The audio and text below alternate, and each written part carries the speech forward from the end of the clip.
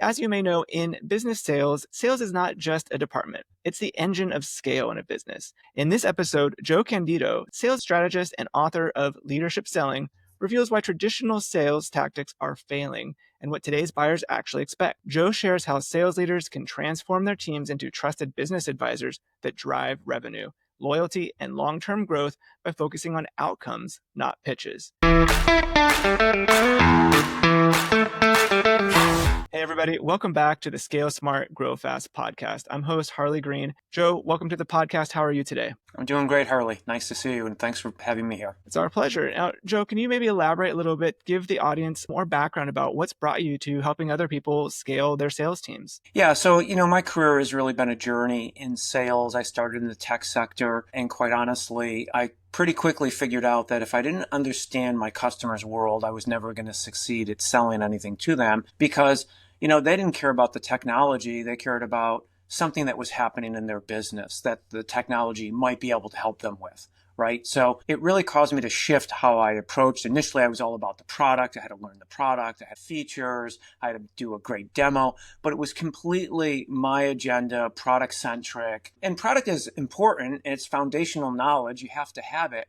But that's not the end state. That's kind of the beginning of the journey with the customer, is being knowledgeable about your product. But really, you have to be knowledgeable about their world and then show them how the product or service that you represent can be of value to them in their world. So it's really a shift from what I would call a me-centric approach to a client-centric approach. Now, you've said that traditional selling is dead. What do you believe has changed most in how sales needs to be done today? The buyers are way more savvy than they used to be. And this is not a criticism of a historical buyer, but today we have so much information as buyers. Okay, we've got the internet and we have access to the competitors that I might, be working against if I'm the salesperson. We have a global landscape. We can source goods and services from a really large geography, not just our hometown. And this is true whether, you're selling nationally or selling locally, whether you're a small company, mid-sized company, or even a multinational. The buyers are very sophisticated and they know a lot. And so they're really trying to find someone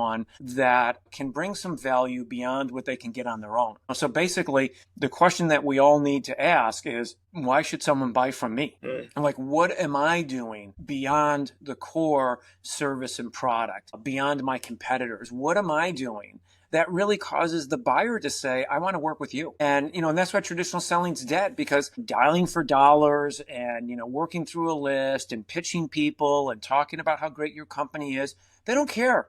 They could care less. And this is what I tell salespeople all the time. If a buyer really wants to know about your company, they will call you up and they'll say, hey, tell me about your company. And when was the last time you got that phone call? Never, right?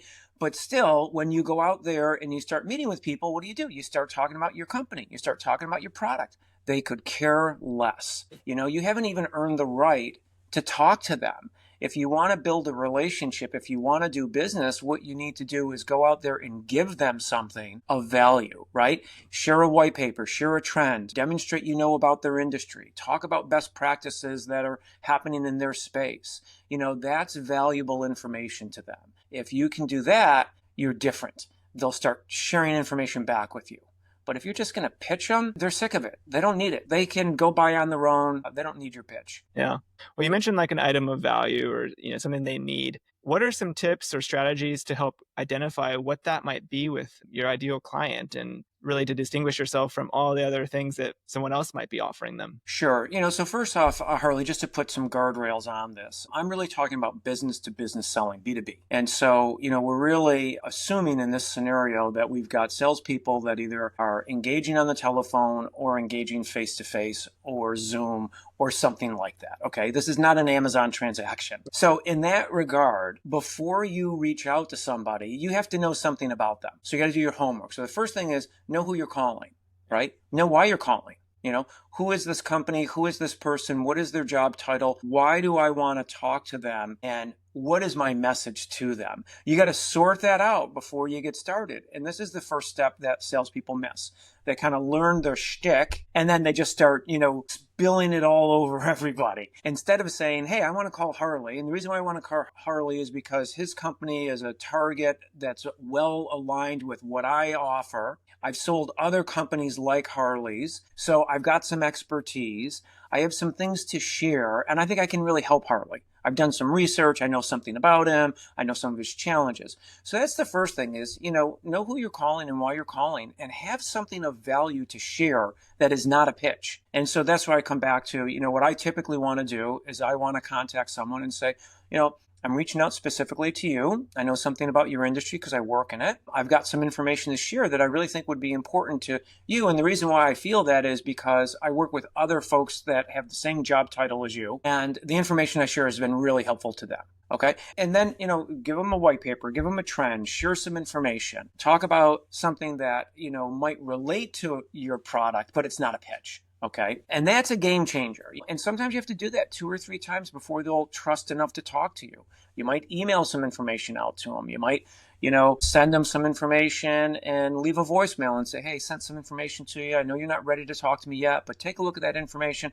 I really believe you're going to like it, and start to build some trust so that they're willing to engage with you. Yeah. And one thing you talk about a lot is leadership selling. How is leadership selling different from what most sales teams are currently doing? I'm so glad you asked, because that's the other side of this coin that I'm talking about, where you're sharing information.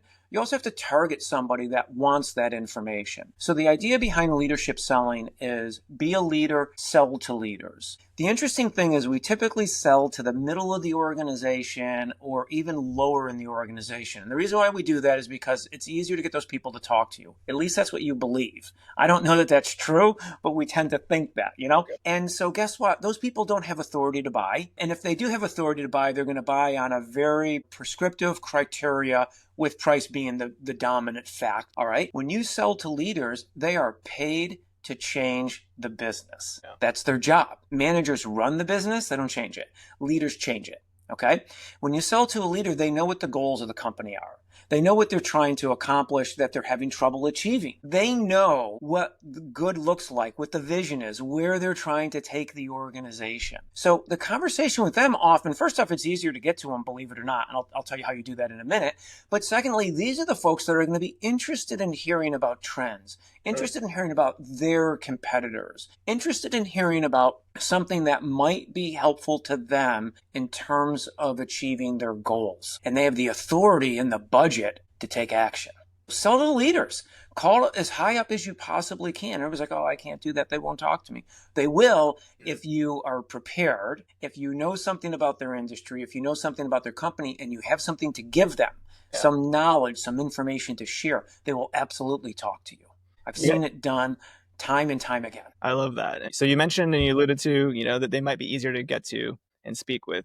Tell us some tips or strategies on how someone might prepare themselves and make sure they're able to speak with those leaders and decision makers. Sure. So the first scenario I'm going to give you is that there's a gatekeeper. There's an administrative assistant. And when you try and, like Harley, let's say I try and call you and I get your assistant, geez, I can't get to Harley. See, it's impossible. Actually, that gatekeeper is your best friend. The gatekeeper is paid to open the gate up, not just to keep it closed. If the gate never opened, we don't need a gatekeeper. Okay. So all you have to do is, instead of trying to go around the gatekeeper, trick the gatekeeper, talk to the gatekeeper. They're available to you. They answer the phone. It doesn't go to voicemail. They're available for a conversation. And you simply say, hey, I need to speak to your boss, and here's why. I know your job is to screen people like me. So please give me a couple of minutes and let me share with you why I want to speak with your boss. And I'm sure when you hear why, it's going to make sense and you'll put me through. And then you have to have a good reason, which comes right back to what I said before. You have to be prepared. But when you have a good reason, you say, well, I work with executives like your boss, and I've got this trend information, and it's got to do with your industry. And, it's a short session for me to share that information. And I know that your boss will get value because I do this all the time. I spend half my time doing this, and it's very effective. They really appreciate it. And then you're going to get well, that sounds like a maybe, right? In the gatekeeper's mind, they're thinking this might make sense, but I have to check with my boss. Okay. Right. And when they say that, it's very simple. You say, I understand you need to check with your boss, but but really there's two things that make that difficult. The first is your boss is going to have questions for me that you won't be able to answer. And the second is your boss is going to want to check me out, get a little feel for Joe Candido. And so they want to talk to me for a minute or two to get answers to those questions and get a feel for who I am. Here's the deal. You won't really be able to do that on my behalf. So let me talk to your boss, 2 or 3 minutes. If he or she wants to talk to me further, great. And if they don't, I won't bother you again. That's got like a 70% success rate. Where else in sales do you get a 70% success rate? Nowhere. I teach that to people and they don't think it'll work. And we make the calls together and they're like, oh my God, I just got a conversation. I just got a meeting. Yeah. If you're prepared and you have a good reason to talk to somebody, you're going to get through to the leaders, the executives, before you'll get through to the middle managers. I love that. Well, shifting a little bit to mindset, that's really something we focus on a lot on the podcast. What are some mindset shifts that sales leaders and salespeople need to make if they want their team to consistently drive revenue and loyalty with the clients? Yeah, so there's a few, and I really love that you asked that. One of the things I do is I do a lot of work with competency. And the reason why is because competencies really, they help shift the focus from what someone knows to what someone will do. Okay, so a classic example is almost every salesperson knows how to prospect, but the large majority of them don't enjoy it and therefore choose not to do it or do it as little as possible. So it's not a skill gap, right? But there's a competency that's, that needs to be refined in order to get them to want to prospect. So, part of it is, let's assess our teams and figure out what they need. What are the gaps on our teams? People know what they're supposed to do. They don't always know how to do it. And managers are constantly telling them what to do. I also want them to be looking forward versus looking backwards. A lot of times they're using reports to see, what did you close last month? What's your commission going to be? What are our numbers rolling up to be? What I want to know is, what are you doing today to be successful tomorrow? So those are two things. Let's assess our teams and figure out, where the gaps are, and then come up with plans, training, whatever it may be, coaching to help them. And then secondly, let's have forward looking, which means that I want to focus more on activities and less on results. Results matter. Don't get me wrong. They're super important. But if you tell someone, go sell $100,000, it doesn't help them achieve that. But if you say to somebody, you need to have 5 appointments this week and you're only at 2, let me help you get 3 more. You're now going to increase your chances of getting that $100,000 by the end of the month. Okay. Wow. So shifting your focus in terms of not what, but how. Those are a couple of key things that can make a big difference. And this is really the role of sales leadership. Sales leadership has to roll up their sleeves and support their team. And I don't see enough of that. Honestly, I see a lot of reading reports and, a lot of administrative activities. I don't see leaders out in the field with their salespeople. I don't see them, reviewing proposals and helping to make them better. I don't see them involved in negotiation. That's where they can be most effective. That's where they can really help their team achieve, better results. Yeah, absolutely. I'm glad you mentioned that. It's something we see often in our business. People will hire our ultimate executive assistants and they want them to maybe do some sales roles. And oftentimes they make the mistake of delegating too much. They just say, right, all right, you're doing everything. And like you said, they're not out there reviewing how they're doing it. They're just looking at the numbers and maybe getting frustrated because they're not getting the results they want. What are some other mistakes that you often see leadership make when they're dealing with their sales teams? Well, a couple of big ones are, first, many times there is not a clear strategy for the sales team, right? Again, that's a leadership function to set that strategy. And a lot of times there's not a clear strategy or strategies based on how complex, the environment is. And so it's a lot of activity, but not in a good direction or in the right direction. Or maybe another analogy is all the oars aren't in the water pulling in the same direction. So you've got to really take some time to be clear on your strategy and then put your energy into achieving it. And that gives the whole team a lot of clarity. So I want the leadership to set the direction, set the vision, be clear on the strategy. And the strategy has to really be about, how do we win? How do we differentiate? What do we do uniquely that helps us win deals? In general, I want that to be client-centric and business outcome oriented. Each situation is different, but if you're not helping your client achieve their goals, you're not doing enough. Okay. You might be doing some good stuff, but if you can help them achieve their goals, then you're really at the highest level of effectiveness from a selling perspective that you could hope for. And when you can help them achieve their goals, they're more loyal to you. You have a return on investment value proposition, which means that the cost of your solution can be justified. Achieving their goals is going to have more benefit and more financial reward to them than the cost of whatever you're offering. So, that's really where you want to play. That's the leadership selling approach, is business outcome. Understand your customer, earn their trust, and help them achieve their goals. And if you can do that, you're going to make sales. Yeah, so that's a leadership function right there, that I see missed all the time. I see a lot of RFP chasing, which 99% of the time is not smart. If you haven't helped write the RFP, don't respond to it. You're not in a position to win. Chances are it got sent to you to justify somebody else's price. Okay. And if you do win it, you're going to win it without a relationship on a super low price. And it's going to be a struggle to be successful with that client. And, I see organizations that spend tons of time responding to RFPs with a really low success rate, but they're busy. It's this whole idea of, I'm busy, I'm working on something. Yeah, but you're not going to win it. So you're wasting your time. So again, I think that, that's a leadership function, to have the courage to say, we're not going to waste time on that RFP, even though, it looks sexy. We're not going to waste our time on it. We're going to stick with our plan. We're going to go after the accounts that we've targeted, that we know we can be special to. And we're going to work our plan, and we're going to close deals that are good fit for us and for our client. Because then you get referrals and repeat business, which is the gold.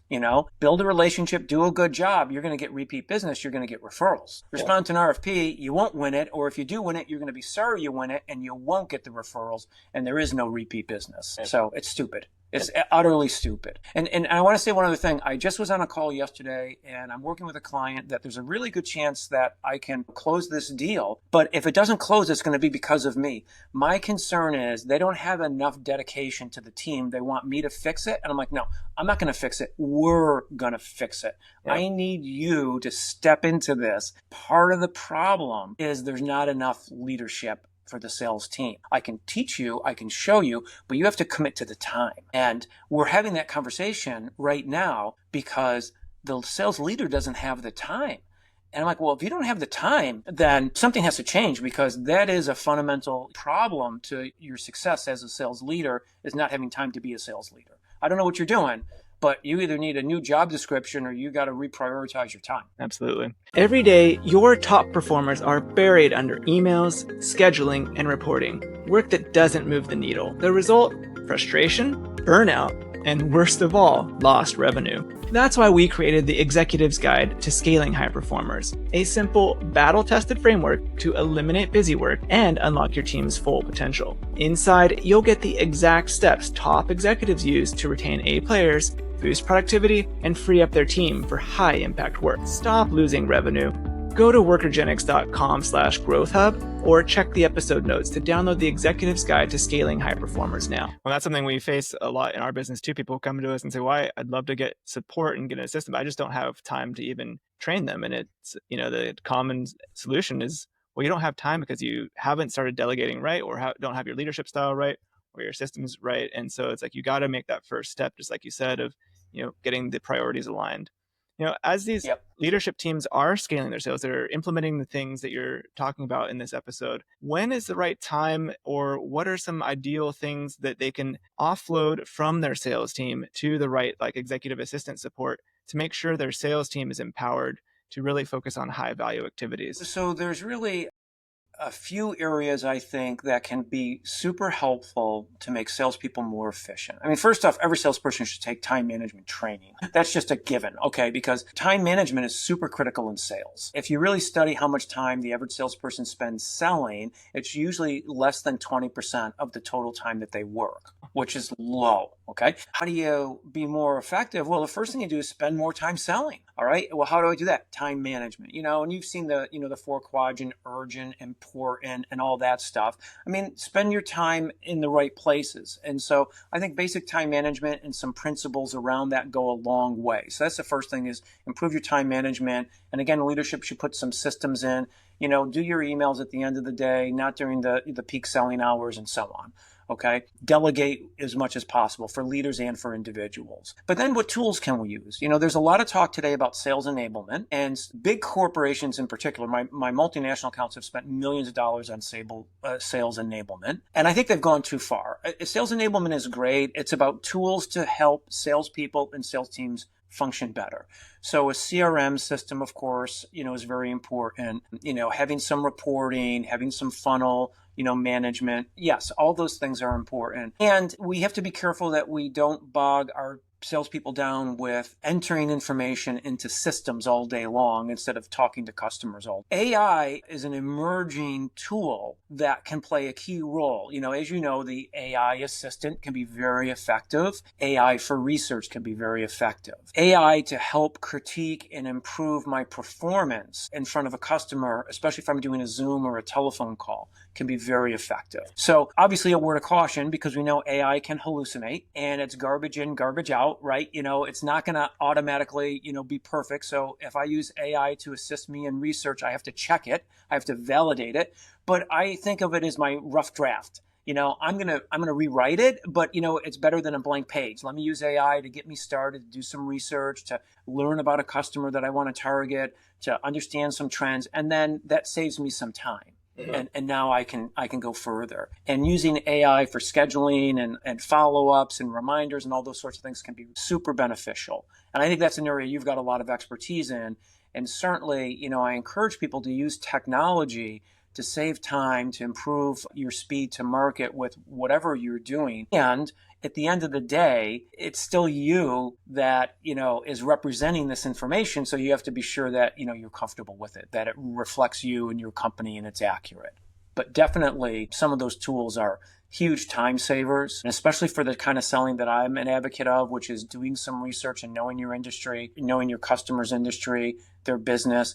You can save a lot of time with, AI and similar tools to gain that knowledge without spending hours learning. And you brought up a good point that sometimes if you don't have your time management right, your sales team can spend a huge amount of their day just tending to and feeding these tools and kind of playing around the edges that isn't really driving the results. What kind of advice or systems do you advise people to have that consistency in their process to keep their sales teams being high performing given that they have all these complex tools they have to manage and leverage? So I work with such a wide range of clients that there isn't a single product that I say, hey, here's the good one, you should be using this, because they're not going to rip out what they have based on my recommendation. So rather what I've done with leadership selling is I've kind of built a template overlay that would work with any tool. And part of my work is let's streamline it. I don't care what tool you're using. Let's streamline it if it isn't already. And usually it's not. Usually over time they get more bloated. And so, let's have a simple sales cycle. Let's have a simple funnel. When I think about funnel, I want what I refer to as QQVB: quantity, quality, velocity, and balance. I want the funnel to represent what will make us most successful, but make it simple for the salespeople. They should be using a CRM tool, and the funnel should automatically be a byproduct of that. I don't want them to have to then go in and enter funnel information in a separate system. And I don't want them to be penalized either for their funnel. And I see this all the time. The sales manager's like, oh, you said this was going to, the funnel says this is going to close today and it's not closing. What's the matter with you? And so the next thing the salespeople start gaming the system. They're like, well, I'm not going to put it in. If they're going to yell at me because it didn't close on time, then I won't tell them about it.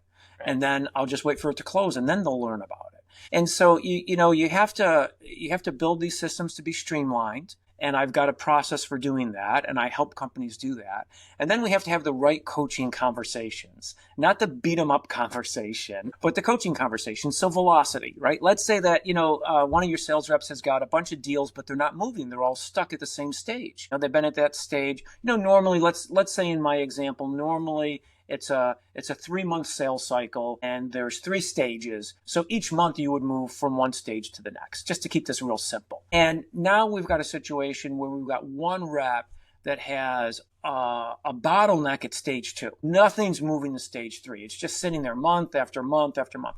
Okay, that's great. We know we've got a problem. Yeah. We know where the problem lies. We don't know why the problem exists, but we know where to look. So now we've got to go work with that rep. Well, typically what happens is the rep gets beat up, and, that's not helpful to the rep. Okay. But that report is really insightful if we have the right follow-up activities and conversations with that rep. Let's explore what's going on, find out why they're stuck, figure out what they need, give them what they need, teach them, show them, help them. And then you're going to free up that bottleneck, not just once, but permanently. You're going to improve that, that flow. And so I think QQVB, again, quantity, quality, velocity, and balance, I think that's what I want to see in a funnel. And then that allows me to coach to higher success, not to beat them up. Love it. Well, Joe, you've shared a huge amount of information and great tips for our sales leaders out there. If people were wanting to level up their sales results this quarter, what's one actionable step you would suggest they take right now? What I would do is I would look at all the opportunities that you have in play and rank them. Get your sales team together and have everybody have an open conversation and rank the probability of what you really think you might be able to close this month, and put your energy into the top tier, the top 5, the top 10, the top 20. Put your energy into the ones that you and your team think we really could make a difference on this one. We could get this one closed. If that's what that's the quickest way to get an increase in revenue is to do that. Just sort it all out, rank it, and put your energy there. And it's a great session to do with your team. You get a lot of collaboration and team building, and, it drives the behaviors that you want. Yeah, I imagine a lot of great insights come from that too, and people talking about and having to put values on those probabilities, and a lot of very important insights can come about. Yes, absolutely. When they hear each other as well, it's not just you to them, it's them to them, right? So it's this whole conversation about why I think this one's good or why it's not good, and here's what I think I can do. And it's a really important session. Actually, you should do it every month, not just once. Absolutely. Well, Joe, if people want to continue the conversation with you, maybe get some help with their sales team, what's the best way for them to connect with you? I think the quickest way is to go to leadership-selling.com. That talks about my book. That's my website for my book. And you can contact me there, and no strings attached. I'd love to chat with you or email with you. So if you go there, you can learn about my sales process. You can learn about my book, which is an Amazon bestseller, by the way. Thank you so much. For those of you listening or watching online, if you got value from this episode, do one quick thing. Hit like and subscribe to the channel so you don't miss future strategies to help you scale smarter. And maybe you know a business owner or a colleague who could use this information. Share this episode with them. It could be exactly what they need right now. And if you're listening on a podcast platform, leave us a quick 5-star rating. It helps us reach more leaders like you. Thank you again for tuning in, and we'll see you all in the next one.